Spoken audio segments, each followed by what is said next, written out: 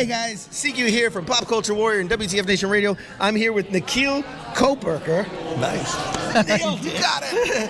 Who is the composer of The Wheel of Time and brag about some of your work. Let the people know where you've worked. I was on the music team for The Wheel of Time, His Dark Materials, HBO show. I love book adaptations, so anytime I get a chance to do that is always a fun time. Outstanding. How do you create distinct sonic identities for the various culture factions in something like The Wheel of Time, where you have to keep it cohesive overall? Yeah. Like how do you get into the weeds of that? It's a tough thing. You know, I came to the series as a fan of the books, which was very lucky for me. I grew up, I discovered the Wheel of Time series in 2019. I promptly read all 15 books, and I was fully invested in the world and the characters. And Robert Jordan was so good at weaving a tapestry of cultures in his novels, where you don't know where one culture ends and one begins. And so from that standpoint, it was a nice blueprint for us as a music team to figure out how do we express that musically. When I worked on a song called The Hills of Tanchico, which was a featured song in The Wheel of Time Season 3, it was a perfect opportunity to do that because Tanchico is a geographical location, but it's inspired by, kind of sea shanty, kind of coastal vibe to it, but then also, some Asian influences, African influences, and that's precisely what they wanted with the instrumentation.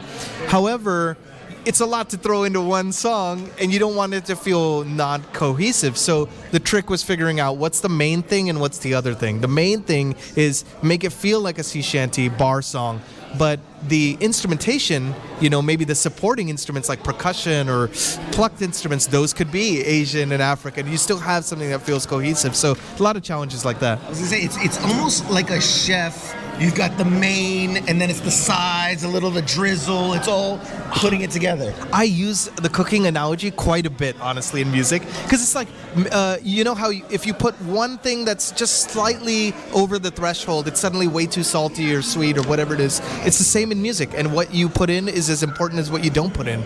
So, God, I love it. It's the in between notes. It's the silence sometimes. Absolutely. There you go. Absolutely. Look at this. It's like I know what I'm talking about. You're speaking my language.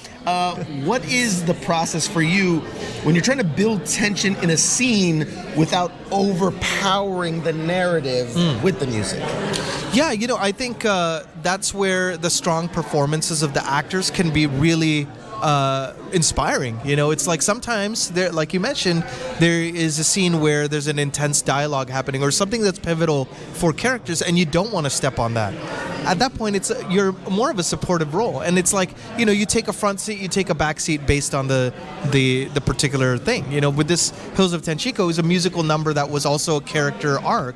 So it made sense for that to be at the forefront. The choreography was done to the music.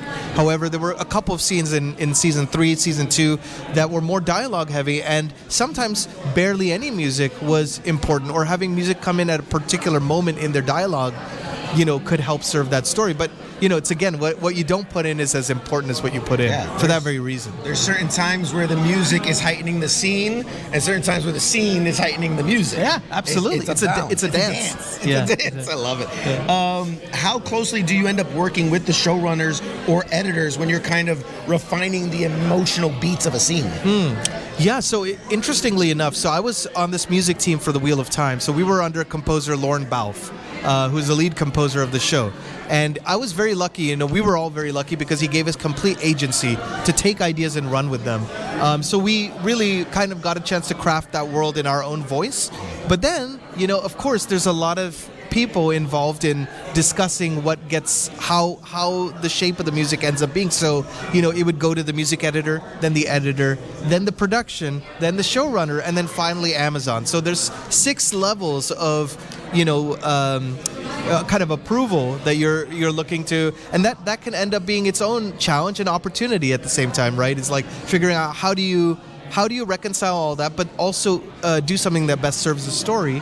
And how do you work together to make that happen? So it is a challenge, but it's a great learning experience, You can almost say it's too many cooks in the kitchen, chefs in the kitchen, right?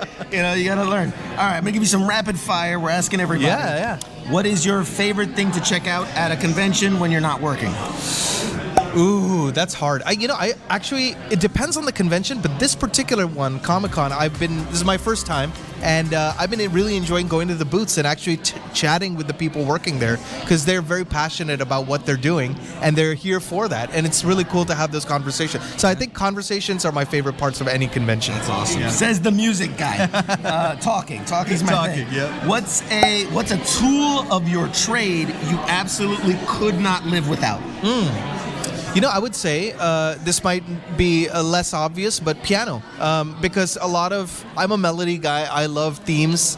I love things you can hum, hopefully, is always the goal, And so I write a lot of stuff at the piano, and I'll play the same melody 50 times in a row till the notes are just where I want them to be. And then I build the structure of what the piece is going to be around that. And sometimes for me it's roots to branches, so that's the place where I start, and that would be my desert island thing.